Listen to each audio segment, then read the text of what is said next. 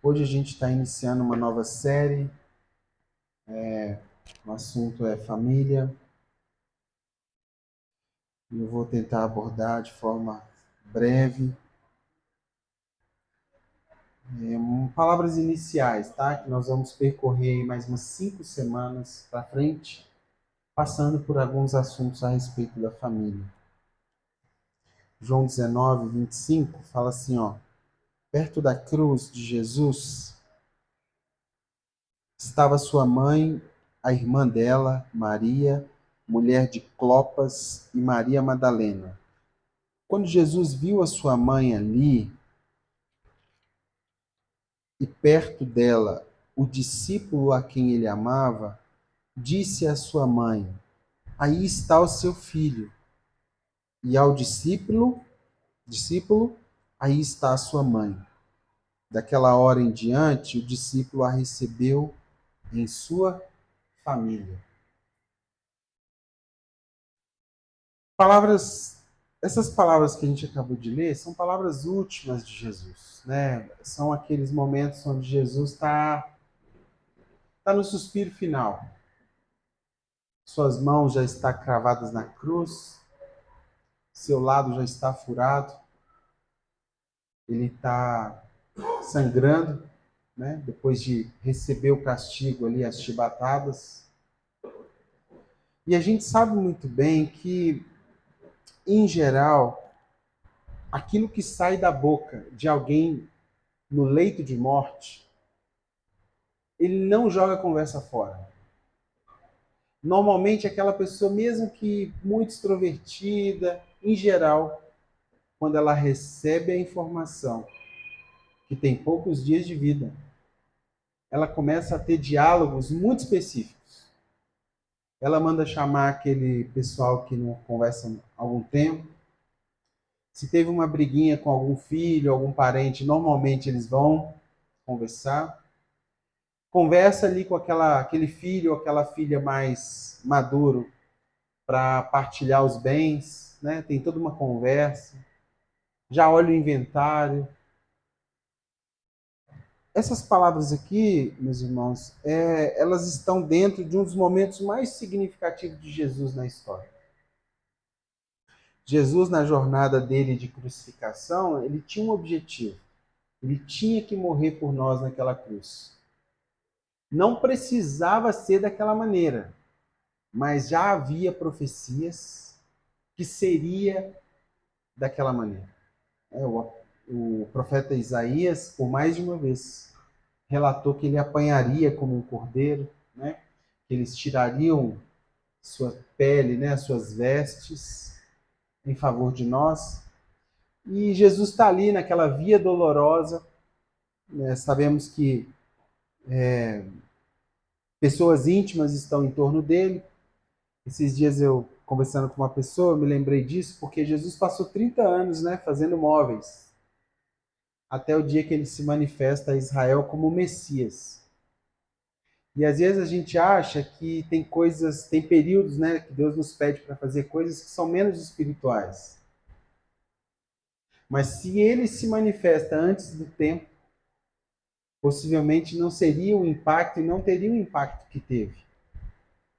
Então, tudo dentro desse pacote, dentro dessa narrativa, ele se manifesta, faz esse ministério, Ricardo. Faz esse ministério espetacular, com muitos sinais, por 3 anos, e na reta final, ele, do alto da cruz, ele profere algumas palavras muito importantes para nós. Primeira, direcionada àqueles soldados que estavam batendo nele. Ele olha para eles e fala, quem lembra? Quando ele está com um lado fixo, né, um prego, não sei se você já viu esses pregos antigos de 4 faces, né? Ele é quadradinho e a cabeça é quadrada assim. Ele está grudado, a mão dele já está fixa de um lado e do outro lado a cruz ficou maior do que ele cabia. Foi feito para um outro ladrão. Quem era? Foi feito para Barrabás, aquela cruz. Então ficou maior do que devia, o buraco ficou longe. E aí alguém chega e puxa ele, né, para esticar, para que chegasse para um lugar certo.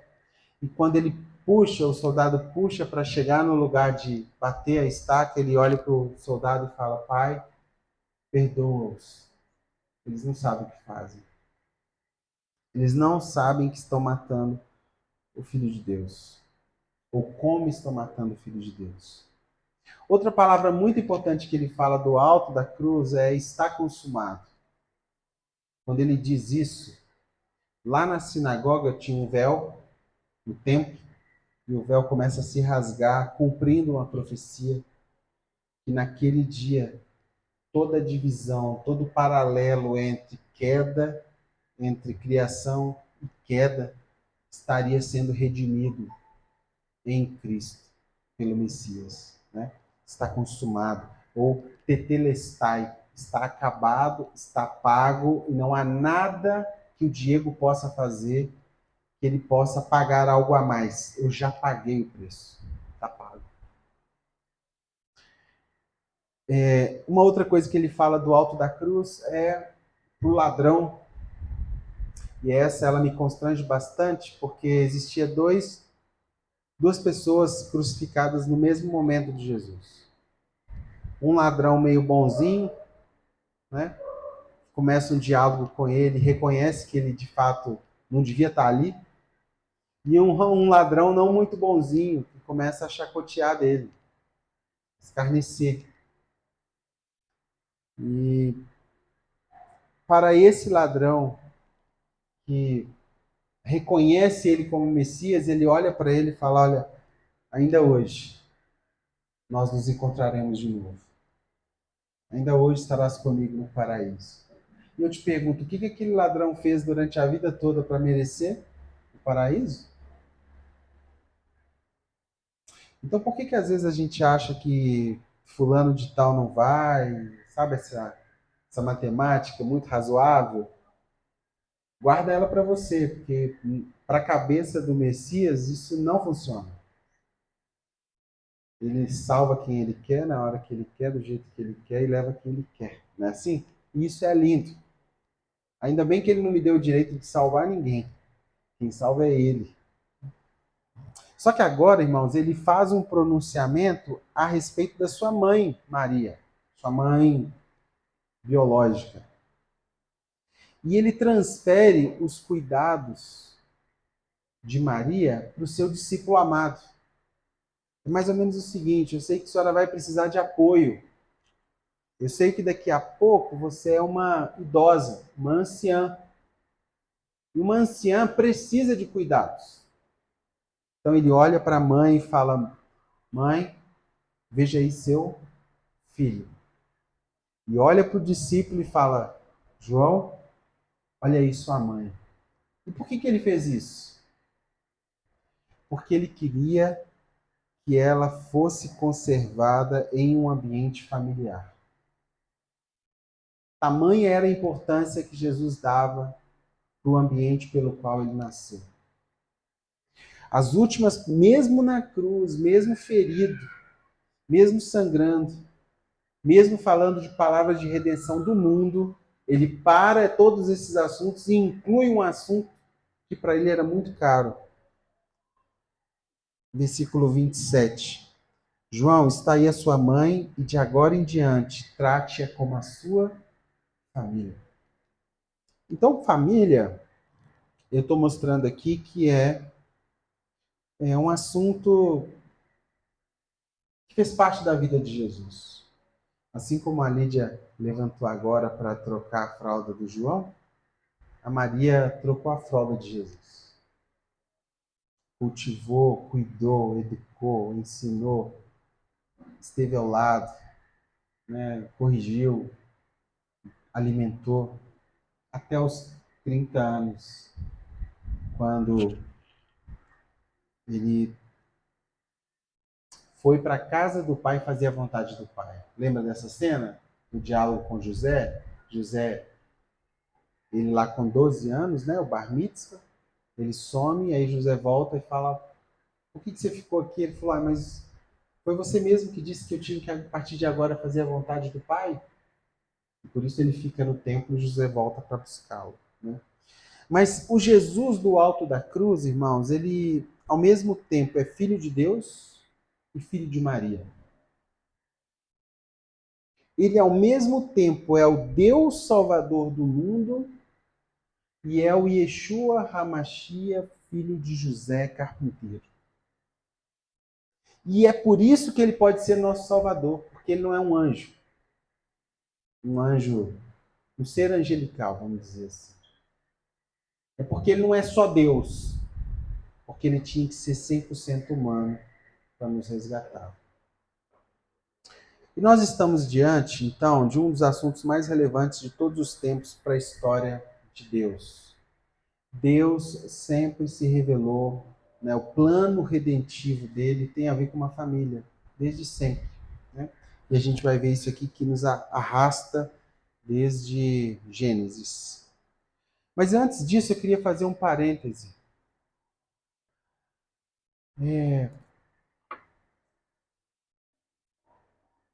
Sabia que o número, eu em 2015, ou seja, 10 anos atrás, eu fiz um levantamento, né?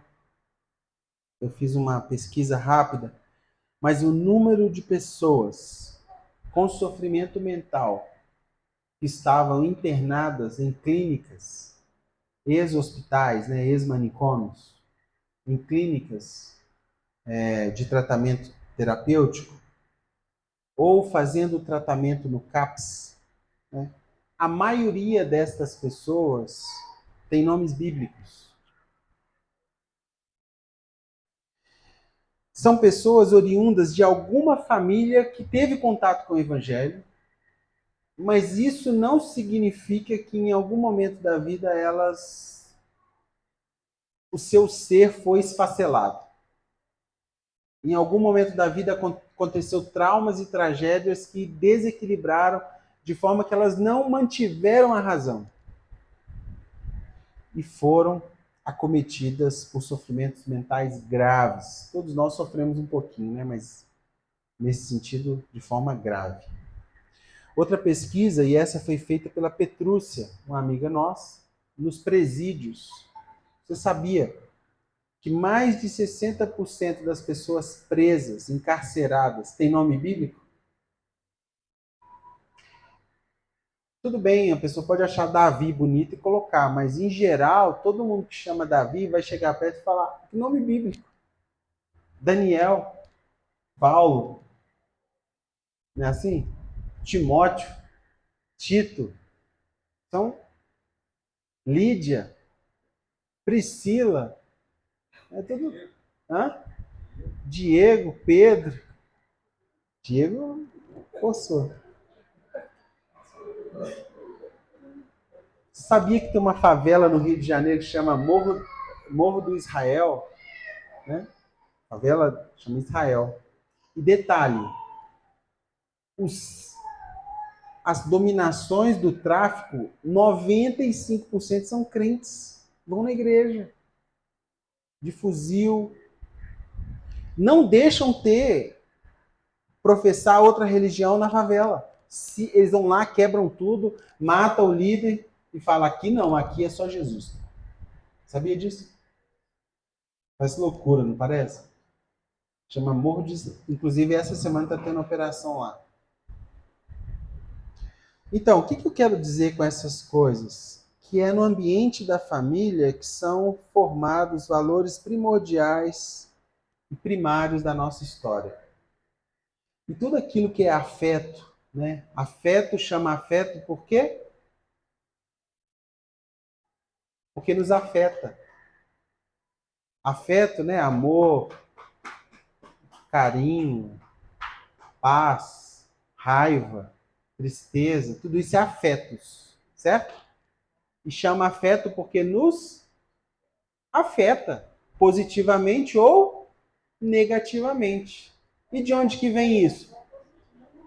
Não, afeto é porque está lá, te modelando. Se você for criado num ambiente, por exemplo, mesmo que se diz evangélico, lá no Morro de Israel, onde o seu pai é o chefe do tráfico, com a PT na cintura, mata os outros, manda Você acha que isso vai te afetar positivamente ou afetar negativamente? Né?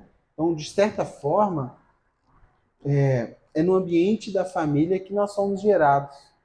Tem um médico, né, inglês, chama Donald Winnicott, que ele fala assim, que nós somos resultado de duas coisas, da genética dos nossos pais e do ambiente potencial, que é o ambiente onde a gente cresceu. 50% está na conta do que vem dentro, né? E isso tem a ver com coisas que a gente domina e coisas que a gente não domina, que vem dos nossos pais. E o outro é onde a gente foi criado. O que ele está querendo dizer com isso? Eu posso pegar uma pessoa assim, filho de pais excelentes. Os pais foram honrosos, cristãos, bem dedicados, tal. Se eu tirar aquela criança ali, pôr ela num lugar inóspito, um lugar ruim de desenvolvimento, a chance daquele lugar potencial destruir, desfacelar a maioria das coisas necessárias para ela se desenvolver e possivelmente ela será um péssimo adulto. É isso que ele está dizendo. Nós somos resultado dessa mistura de genética e de ambiente, né? Social. Mas as coisas mais importantes da vida, de fato, nós trazemos do berço. Né? O feeling mesmo do negócio está no nosso DNA, está na nossa geração, como a gente foi gerado. Né? E se a família é uma ideia de Deus, por que eu não dou conta da minha? Por que é tão difícil? Se foi Deus que criou a família, por que ele não muda a mim então? São muitos os questionamentos. Por que fizeram isso comigo? Esses dias eu tive a oportunidade de ter um papo lá com meu pai, né? E lembrei a ele um evento ao qual ele discutia com uma pessoa. E até 3 anos atrás, pessoal, eu não tinha memória nenhuma da minha infância. Eu lembrava raramente coisa de 8 anos, 9 anos de idade. Eu só fui recobrar, né? Ter contato com a minha memória infantil há 2 anos para cá. E eu me lembrei disso. Né? Há pouco tempo isso voltou e eu compartilhei com ele de um dia que ele estava discutindo com uma pessoa e quebrou uma coisa lá e aquilo me assustou muito. Eu fiquei com medo daquilo avançar, evoluir para uma briga física. Eu fiquei muito amedrontado. E aí eu contei para ele isso, né? Falei, tá vendo? Ó, as coisas ficam aí, a gente só não tem muito acesso. Mas se você procurar, você vai achar. Mas por que eu disse para ele? Estava dentro de uma narrativa onde a minha sobrinha, né, próxima dele, estava ouvindo coisas, conversando, testemunhando coisas. E eu falei, ó, interessante, toma cuidado. Criança é banco com tinta fresca. Encosta, você pode até achar que está seco a tinta, mas se você pôr a mão ainda marca. E a gente pensando nisso, eu fiquei pensando, mas e se eu te perguntar, sua família foi perfeita? Sua criação foi perfeita? Seus pais, por mais que eles tentaram, eles conseguiram? A maioria das pessoas que eu escuto diz que não. Em algum momento houve falhas. Falhas não porque eles queriam falhar, é porque eles talvez não tinham também como fazer diferente daquilo que eles receberam. Não evoluíram. E isso, gente, cria-se uma problemática muito grande. Por quê? Se a ideia de Deus sempre foi uma família, por que é tão difícil? Por que é tão complicado se tornar um? E eu não tô, se eu olhar só para a parte materializada do se tornar um, é muito fácil. Mas pensa comigo, uma pessoa, tá? Vou dar um exemplo aqui do casamento mais antigo do nosso meio, eu acho que é tu, hein? Não é? do mais duradouro.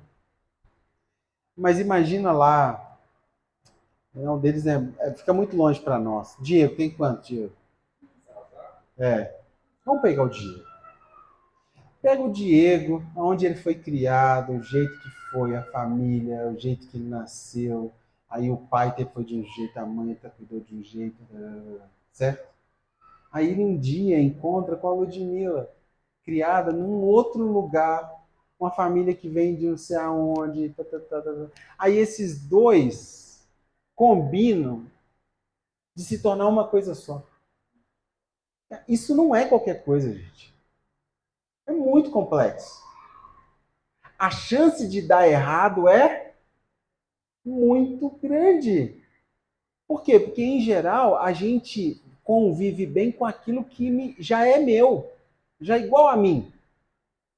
E tudo aquilo que é contrário ou que me coloca em contradição ao que eu já sou é complexo. Eu não quero aprender.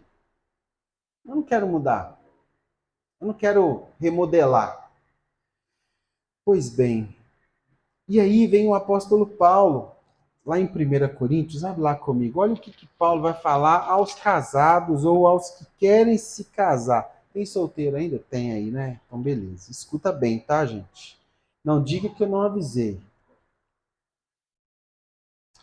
Eu preguei esse versículo aqui no curso de noivos para o primeiro casamento que eu fiz há 15 anos atrás.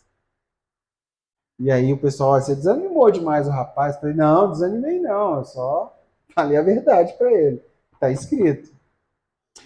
1 Coríntios 7, olha só. Paulo está falando a respeito do casamento. Ele fala assim, ó, 7, 1 e 2.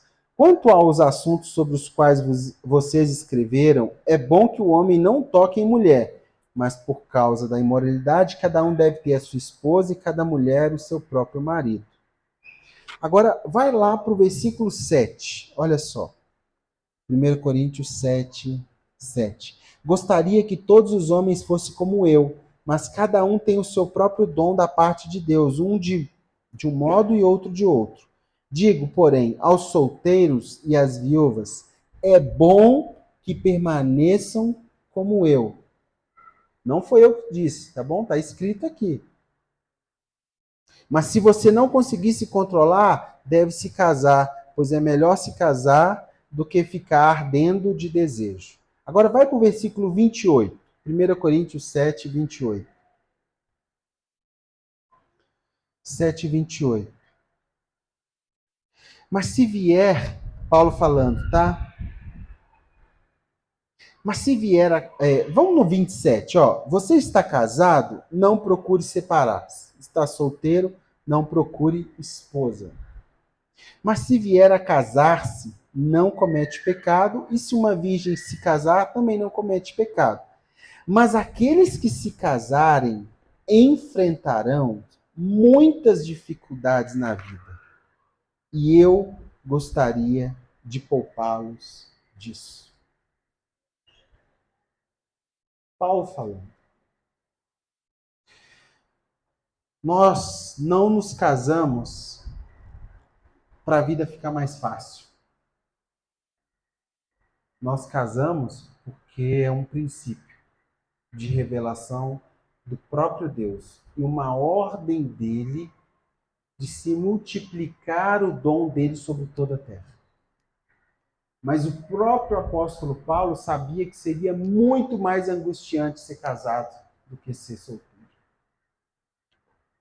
E a angústia não tem a ver com você ser melhor, o outro ser melhor. Não, é pelo desafio de duas pessoas diferentes se tornar uma coisa só.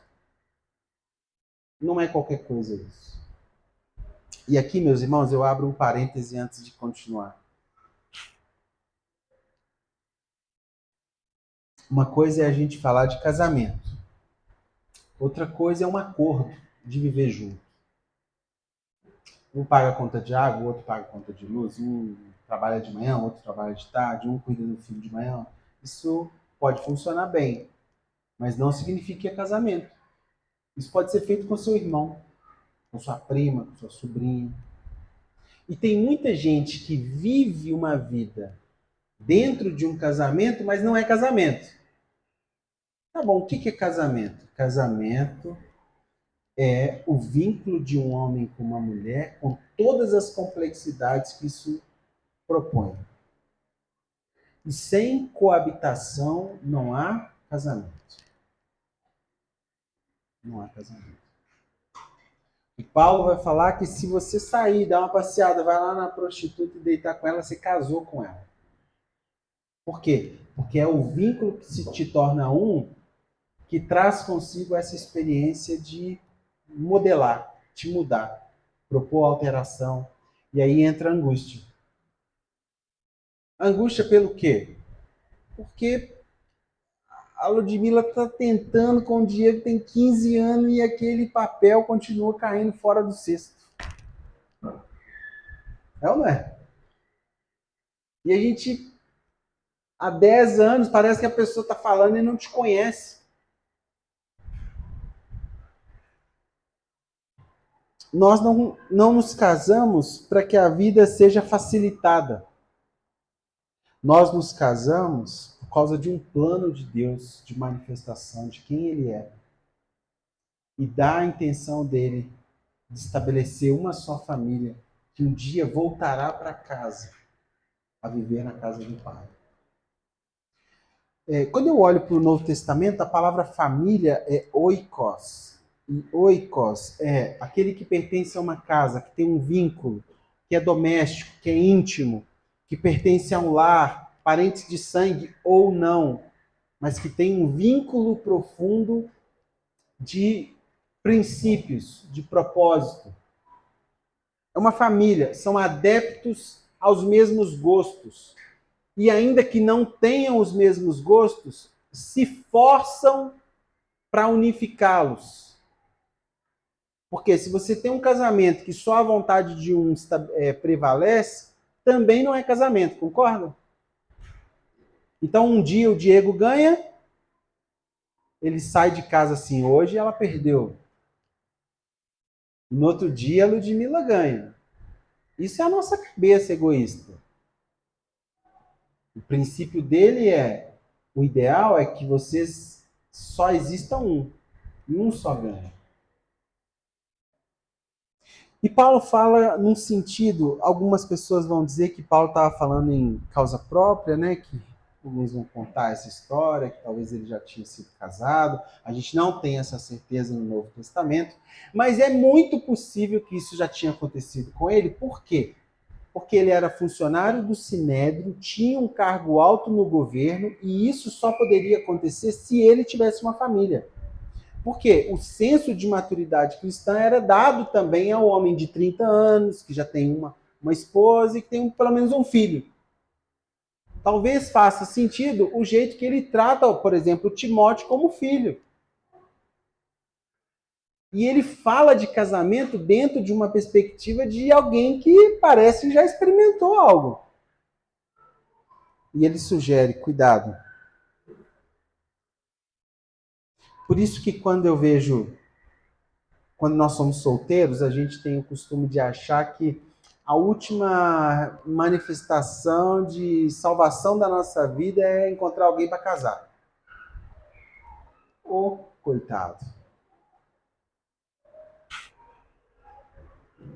E eu preguei isso no curso de noivos do Guilherme e da Ana, né?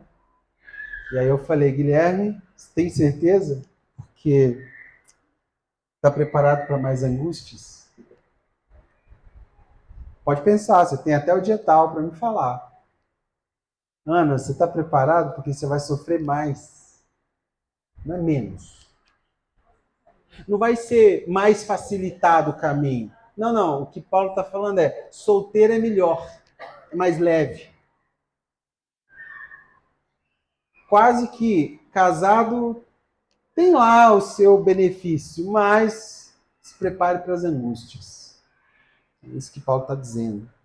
Então, por que a gente casa, David? Porque lá em Gênesis 1, quando Deus foi nos criar, Gênesis 1, 26, ele chamou, né, como se ele estivesse junto com a sua família, o Pai, o Filho e o Espírito Santo.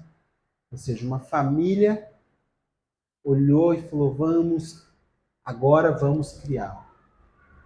E criar um ser à nossa imagem e à nossa semelhança. Eles eram uma família. Se eles vão criar imagem e semelhança, foi criado com qual essência? Ser uma família. Por isso que você vê um patinho lá, o papai lá, caminhando aqui, tanto de patinho atrás dele. Por quê? Toda a criação tem a assinatura de Deus. E a imagem mais plena de quem Deus é uma família. Então você olha lá o instinto animal para proteção dos seus filhotinhos. Você olha o pai lá, você pode mexer com o Charles, mas não mexe com os meninos dele, não. Por quê? Porque a gente tem essa assinatura dentro da gente. Foi Deus que planejou isso. Ele nos criou com a sua imagem e com a sua semelhança. Podemos dizer que o ser humano é o ápice da criação de Deus. E quando ele cria todas as outras coisas, ele cria a partir de uma ordem. Seja criado, seja feito. Mas quando ele vai criar o ser humano, ele fala na terceira pessoa, façamos. Por quê? Porque o ser humano foi criado com a mesma essência do próprio Deus, de uma família. Tem uma parte que quando diz que o Adão, né, a palavra Adão eu gosto muito porque ela tem a ver com uma designação da espécie humana. É o homem, o ser humano como barro. E a raiz dessa palavra Adão, né, que é Adão, é o vermelho, o terroso, aquele que é tirado da terra. Não foi assim a história? Ele abaixou, fez um montinho, fez um bonequinho de barro e sopra o fôlego de vida, né? Adão é esse terroso, é essa matéria-prima feita à imagem e semelhança de Deus.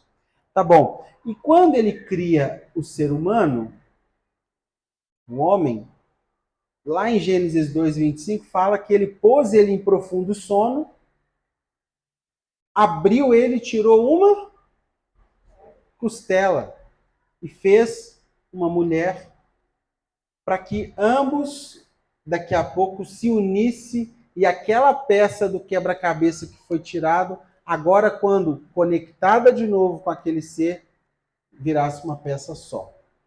É mais ou menos o seguinte, o plano era um Lego só.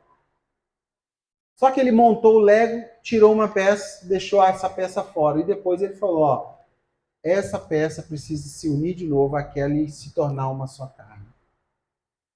E quando você vai ouvir essa palavra costela lá, selar, né, que tem a ver com, literalmente, o homem foi partido, ou seja, aquilo que teoricamente era completo, foi ferido com demandas, com necessidades.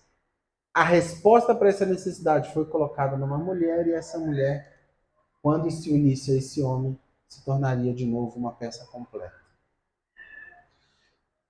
Então, gente, família é uma ideia de Deus, sim, e isso já era antes da queda. Depois vem a queda, né? Gênesis 3, a gente vê o diabo iludindo Eva e depois iludindo Adão, não é isso?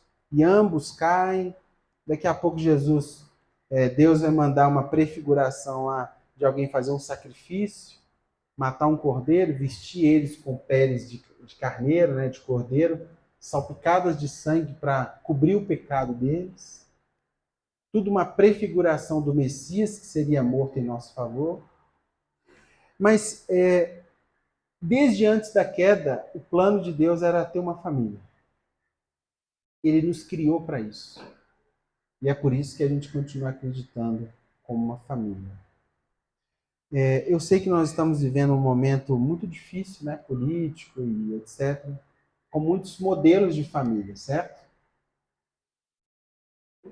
Eu já fui mais radical, assim, mais desrespeitoso. Hoje eu me percebo mais respeitoso. Não significa que eu concorde, mas eu respeito.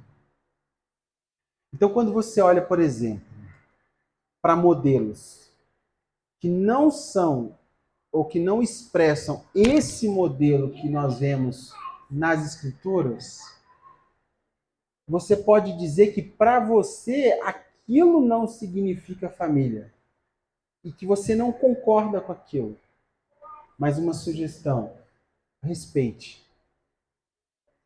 Tem muitas pessoas sendo perseguidas, né? Sendo mortas por perseguição religiosa banal, só porque alguém discorda.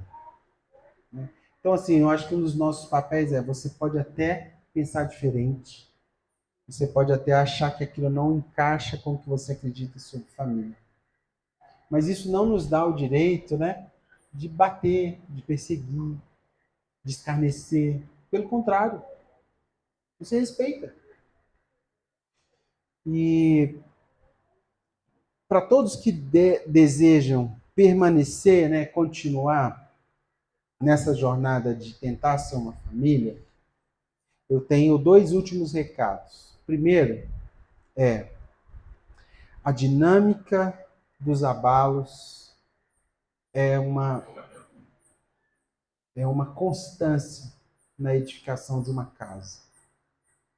Sabia que quando vão construir uma ponte, por melhor que ela seja, por mais bem estruturada que ela seja, eles colocam umas vigas de contenção com espaços, justamente para quando a terra tremer, ela ter onde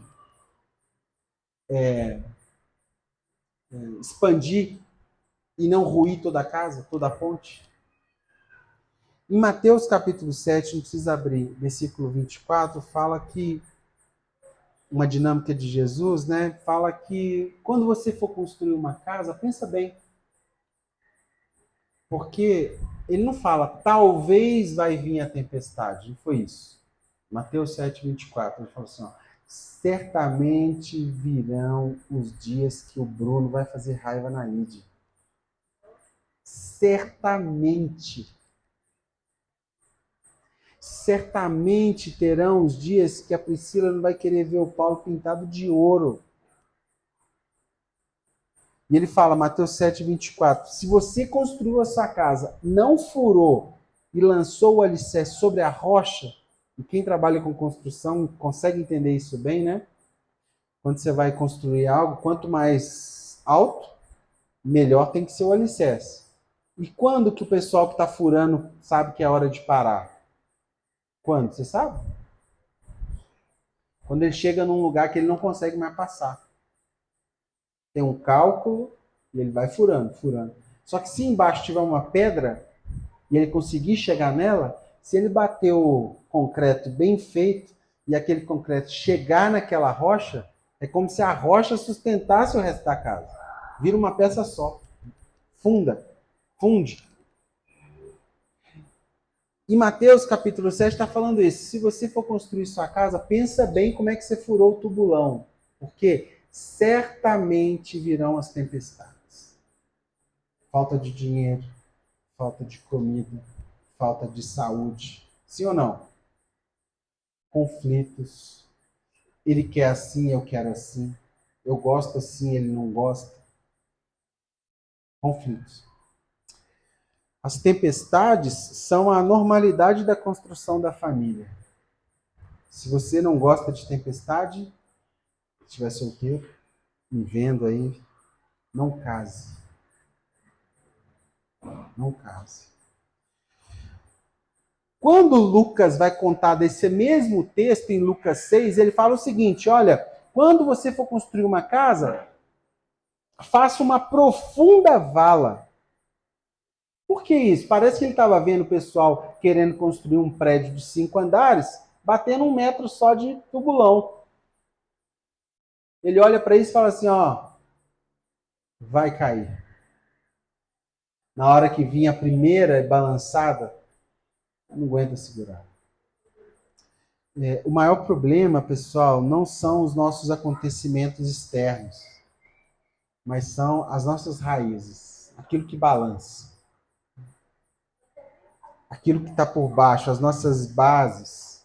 Como eu falei, aquilo que você traz do berço, as bases, os porões da sua alma, aquilo que foi construído no ambiente, os traumas, tudo isso Se não estourou antes, vai estourar no casamento. Por que vai estourar? Porque é o lugar que você vai tentar se tornar um com aquela pessoa. E aí vai vir tudo para fora. Dependendo do alicerce, a casa resiste. Dependendo do fundamento, a casa cai. Aquele que escolher qualquer fundamento que não seja Cristo, vai cair. Ah, não, é porque o Diego é bonito. Mas um dia ele pode ficar feio. Né? Vai não? Para a mãe, né? Nunca. Mas pode ser. E se acontecer? Se eu fundamentei a minha relação com o outro apenas pelo externo, pelo estético, o que vai acontecer? Vai acabar. Balançou. E se for pelo dinheiro, né? Igual eu acho que o Diego deu o golpe. Né? Mas você vê uns relacionamentos, você fala assim, não é possível, aí é golpe. Mas se for só por causa do dinheiro, o dinheiro pode ser perdido ou não? Vai acabar tudo. Vai acabar aquela relação. Qualquer coisa que não seja fundamento, que o fundamento não seja Cristo, aquela família pode acabar. E eu quero finalizar com Efésios capítulo 3. Efésios capítulo 3.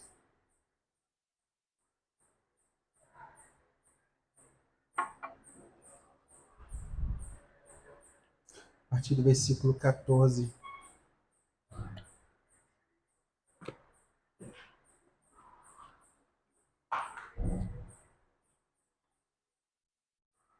Efésios 3,14 fala assim, olha, por esta causa me ponho de joelhos diante do Pai, de quem toma o nome toda família, tanto no céu como sobre a terra, para que segundo a sua riqueza, a riqueza da sua glória, nos conceda que sejamos fortalecidos com poder, mediante o Espírito no nosso homem interior, e assim habite Cristo no nosso coração, pela fé, estando nós arraigados e alicerçados em amor, a fim de poderes compreender com todos os santos qual é a largura, o comprimento, a altura e a profundidade, e conhecer o amor de Cristo, que excede todo entendimento, para que sejais tomados de toda a plenitude de Deus.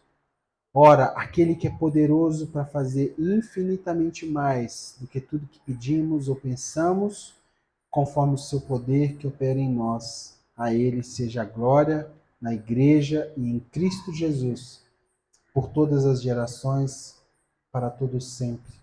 Amém. Se existe uma causa que deveria nos colocar de joelhos, essa causa é a nossa família. Porque é o único jeito de conseguir. As angústias são inerentes à família. Quer ver um exemplo? Antes de você ter filho, você via os filhos do outro adoecer e falava, não, tadinho. Mas o dia que você precisou ir lá segurar seu filho para dar 5 pontos, você viu o que é angústia, o que é dor. Por quê? Porque é uma parte de você, fora de você, que você não controla. E que você sente mais quando pega nela ou nele do que pega em você. Olha que coisa louca. Então, por essa causa, Senhor, a gente te convida, né? Se você quer tocar em frente, a gente convida para você colocar essa causa de joelhos, porque não é qualquer causa. Nas próximas 5 semanas a gente vai estar refletindo sobre isso. Resumindo, se você escolheu e já fez a sua escolha e casou, se abra para as angústias. É possível. Valide constantemente os alicerces da sua casa. Onde ela foi construída. E se prepare para as tempestades. Não é uma possibilidade, elas virão e provarão aquela casa. O que nos leva a nos colocar de joelhos, como o apóstolo Paulo falou. Pela nossa família, é uma causa que nos colocamos de joelhos. Amém? Paizinho, eu peço que o Senhor coloque essa palavra num lugar frutífero do nosso coração, e que esse lugar seja um lugar onde o Senhor possa continuar colocando adubo, colocando coisas novas, coisas onde o Senhor possa fazer florescer. A minha oração é que cada casal, cada família, cada pai, cada mãe, cada solteiro aqui seja alcançado por esse princípio, por esse propósito eterno do Senhor de ser uma família para as demais famílias da terra e participar